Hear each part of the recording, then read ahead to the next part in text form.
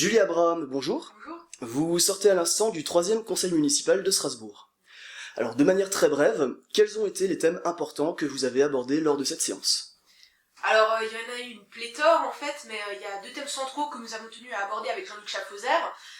C'était les Roms, une subvention accordée à une association dans le cadre de la mission Rome, et une intervention de Jean-Luc Schaffhauser sur la théorie du gender, la théorie du genre, voilà, dans le cadre de nouveau d'une subvention qui devait être accordée à une association qui favorisait l'introduction de la théorie du genre.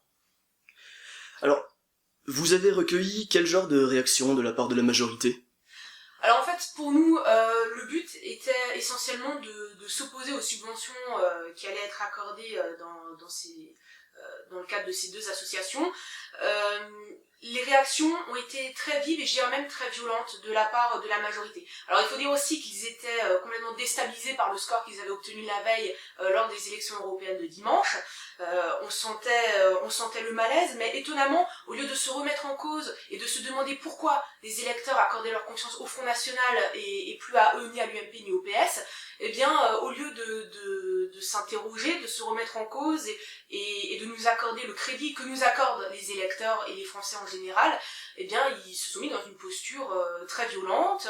Ils nous ont traités de totalitaires, ils nous ont dit qu'on était dangereux, qu'on était anti-républicains, etc., etc., et j'en passe et des meilleurs. J'aimerais bien savoir d'ailleurs qui dans cette assemblée a le brevet pour décerner les diplômes de républicains et de non-républicains. Et j'aimerais d'ailleurs attirer l'attention notamment de la majorité socialiste sur le fait que s'ils ont un problème, comme ils l'ont plus ou moins dit, avec le fait que le Front National soit présent dans cette assemblée, eh bien dans ce cas-là, c'est plutôt eux qui ont un problème avec la démocratie et c'est plutôt eux qui sont mal à l'aise avec les valeurs de la République. Eh bien, c'est très clair. Alors, on regarde tout de suite votre intervention ainsi que celle de Jean-Luc Schaffhauser. Et l'on vous retrouve pour un bilan du prochain conseil municipal. Julie Abraham, merci. Merci. Par votre majorité veut intégrer la dimension du genre, je ne parle pas de l'égalité, la dimension du genre, avec toute la philosophie qui est derrière la dimension du genre, dans la gestion des collectivités locales. Ce n'est pas peu. En conséquence, vous soutenez des associations qui vont agir sur le changement des mentalités, des comportements, et intégrer l'approche par le genre dans les établissements scolaires ou les établissements spécialisés, ainsi que dans les interventions auprès des professionnels et publics. Or, il s'agit, la théorie du genre, d'une philosophie tout à fait particulière que ne partage pas la majorité de nos citoyens.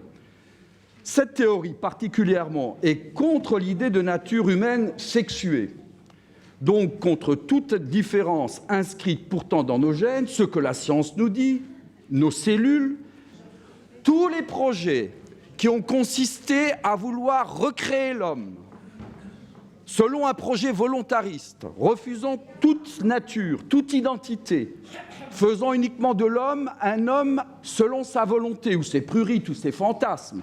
Tous ces projets ont toujours été des projets totalitaires. La recréation de l'homme définit le totalitarisme actuellement.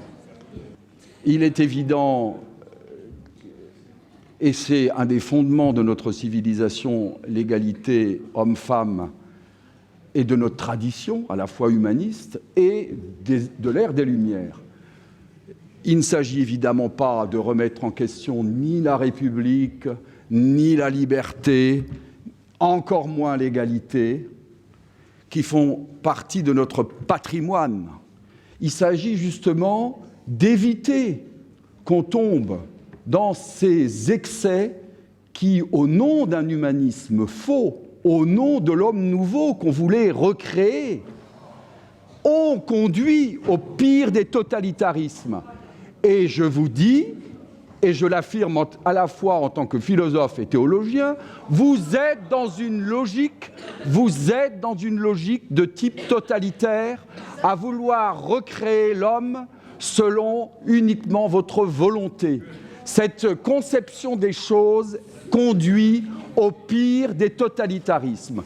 Maintenant, vous pouvez toujours caricaturer mes propos, Je tiens simplement à dire que vous êtes sur un terrain sur lequel, d'ailleurs, le bon sens populaire ne vous suit pas et sur lequel la tradition bimillénaire, notre héritage spirituel, culturel, de civilisation, également ne vous suit pas. Vous êtes dans un prurit idéologique momentané qu'on oubliera dans quelques années, madame, et qui ne sera pas suivi par la majorité de notre population, croyez-le-moi.